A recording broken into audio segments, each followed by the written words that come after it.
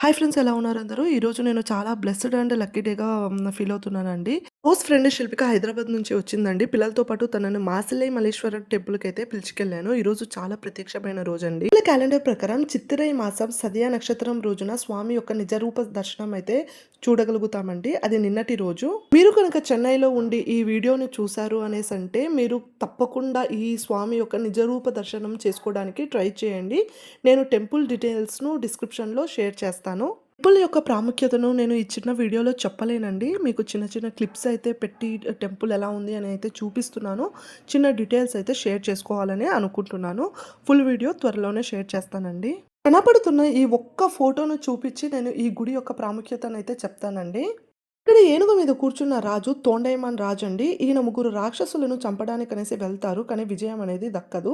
వెనుతిరిగి వస్తున్న సమయంలో తిరుముల్లై వాయిల్ అన్న ఏరియా వైపుగా వెళ్తూ ఉంటారు.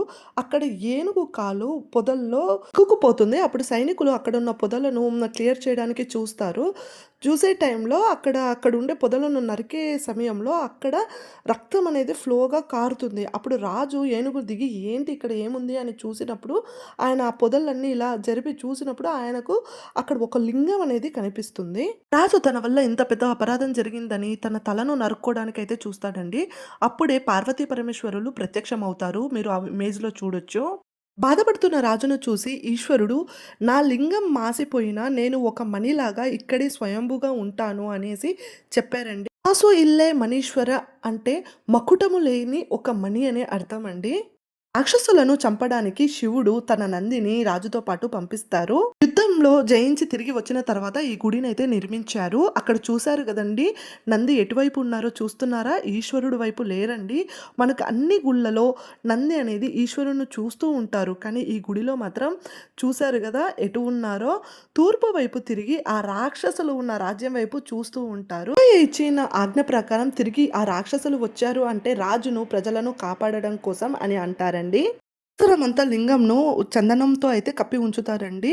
సదియ నక్షత్రం రోజు తర్వాతటి రోజు ఆ తర్వాత ఉదయం 9 గంటల వరకు అయితే మనం నిజరూప దర్శనం అయితే చేసుకోవచ్చు అని చెప్పారండి గుడిలో. లోపలే పార్వతీమాత కొడియిడి నాయగి రూపంలో అయితే ఉన్నారండి. దీని గురించి నేను ఫుల్ వీడియోలో చెప్తా అన్నా గదండీ! అక్కడ ఎక్స్‌ప్లెయిన్ చేస్తాను. మేము ఈ ఏరియాకొచ్చి 2 ఇయర్స్ అవుతోందండి. ప్రతి కార్తీక మాసం కార్తీక దీపాలు వెలిగించడానికి ఇక్కడే వస్తూ ఉంటాము. ఇంకా ఏదైనా special days like birthdays, marriage days అన్నప్పుడు కూడా ఇక్కడే వస్తూ ఉంటామండి. చాలా పీస్‌ఫుల్‌గా ఉంటుందండి టెంపుల్. మీరు అంబత్తూర్, ఆవడి లేదా ఈ ఏరియాలో ఎక్కడైనా వచ్చినప్పుడు ఈ టెంపుల్‌ని ఖచ్చితంగా విజిట్ చేయండి. కాంచీపురంలో లాగానే ఇక్కడ కూడా గోడ మీద ఒక బల్లయితే ఉంటుందండి. దీని గురించి కూడా డీటెయిల్‌గా నేనైతే చెప్తాను మీకు నెక్స్ట్ వీడియోలో.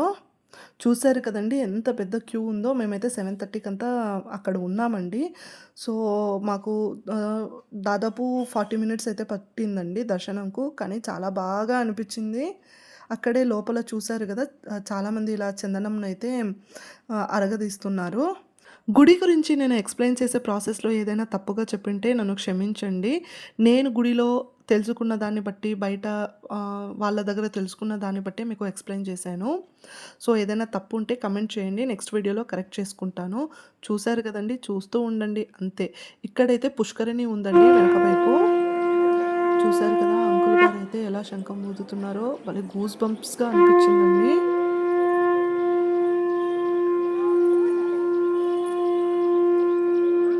ఫోటోను పట్టుకొని మొత్తం కథంతా చెప్పేసింది అనుకోకండి. అసలు ఆ రాక్షసులు ఎవరు? అక్కడ ఆ బల్లి ఉండడం ఏంటి? పార్వతి అమ్మవారి గురించి ఇదంతా గూడా నేను తెలుసుకొని ఇంకో వీడియోలో మీకు డీటెయిల్‌గా చెప్తా అండి. రిటర్న్‌లో మేమైతే పచ్చాయమ్మ టెంపుల్‌కైతే వెళ్ళామండి. ఇది కూడా చాలా బావుంటుంది. చాలా బావుంటుంది అని చెప్పకూడదు. గుడి అంటేనే పవిత్రత. చాలా పవిత్రంగా అనిపిచ్చింది. ఇక్కడ మేము పాలు పోస్తామండి. చూడండి. ఇక్కడ ఎలా ఉందో గుడి. ఈ గుడిని కూడా నేను డీటెయిల్‌గా నెక్స్ట్ వీడియోలో చూపిస్తాను. వీడియోని చూసి రేపటి 9 గంటల లోపు ఎవరైనా ఈశ్వరుని దర్శిస్తే నాకదే సంతోషమండి. ఈ లక్కీ డేను మీ అందరితో షేర్ చేసుకోవడం చాలా హ్యాపీగా ఉందండి. By by. Thank you. ఈ చిన్ని ఛానెల్‌ను సబ్స్క్రైబ్ చేయడం మర్చిపోకండి.